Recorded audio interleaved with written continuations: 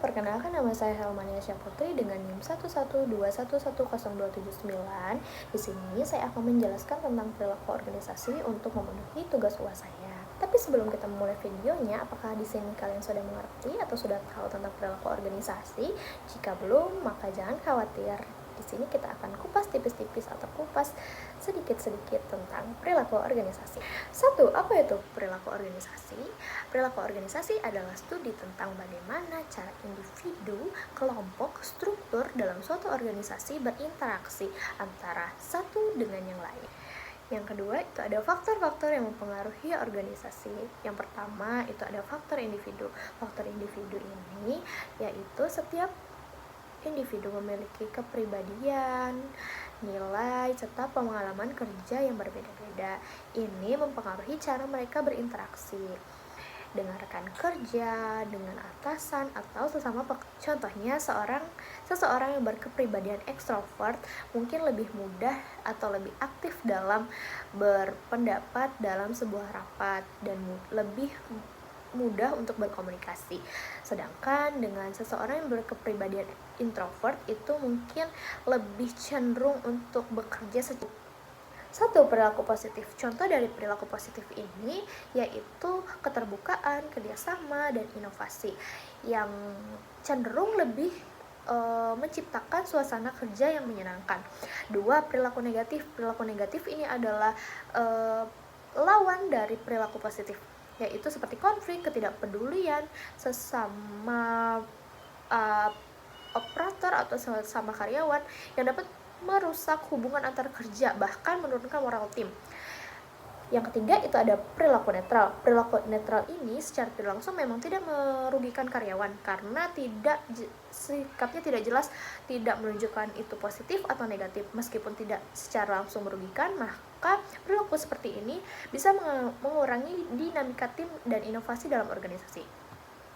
Yang keempat, itu ada mengelola perilaku organisasi. Ada 3 jenis, yaitu pengembangan kepemimpinan, komunikasi yang efektif, dan 3 penghargaan dan pengakuan. Pengembangan kepemimpinan ini adalah pemimpin yang mampu memberikan contoh yang baik, mendengarkan kebutuhan tim, mengelola konflik dengan bijak, dan menciptakan lingkungan kerja yang lebih positif. Yang kedua, itu ada komunikasi yang efektif.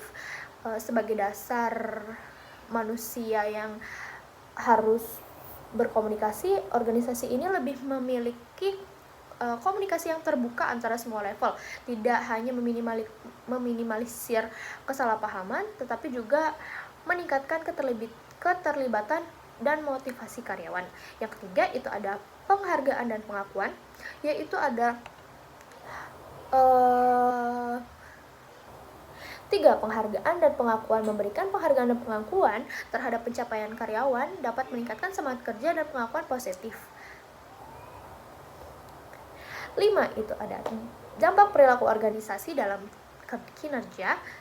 5. Ada dampak perilaku organisasi terhadap kinerja, yaitu peningkatan produktivitas, pengurangan turnover. 3. Itu ada inovasi, kreativitas. Dan yang terakhir 2. Itu ada faktor sosial dan kelompok. Organisasi tidak hanya terdiri dari individu, tetapi juga dari kelompok-kelompok yang bekerja sama. Seperti contohnya, kelompok yang solid dapat menciptakan kolaborasi yang efektif. Sementara kelompok yang penuh konflik dapat menghambat produktivitas dalam pekerjaan itu sendiri. Yang ketiga, itu ada faktor organisasi. Faktor organisasi ini adalah kebijakan budaya organisasi yang memainkan peran besar dalam. 5. Itu ada dampak perilaku organisasi terhadap kinerja. Yang pertama, itu peningkatan produktivitas. 2. Itu ada pengurangan turnover. Atau yang ketiga, itu ada inovasi dan kreativitas. Secara sederhana, kita bisa mengatakan bahwa perilaku organisasi ini adalah tentang bagaimana cara kita memahami orang berperilaku dalam konteks organisasi. Bagaimana perilaku tersebut mempengaruhi kinerja organisasi itu sendiri.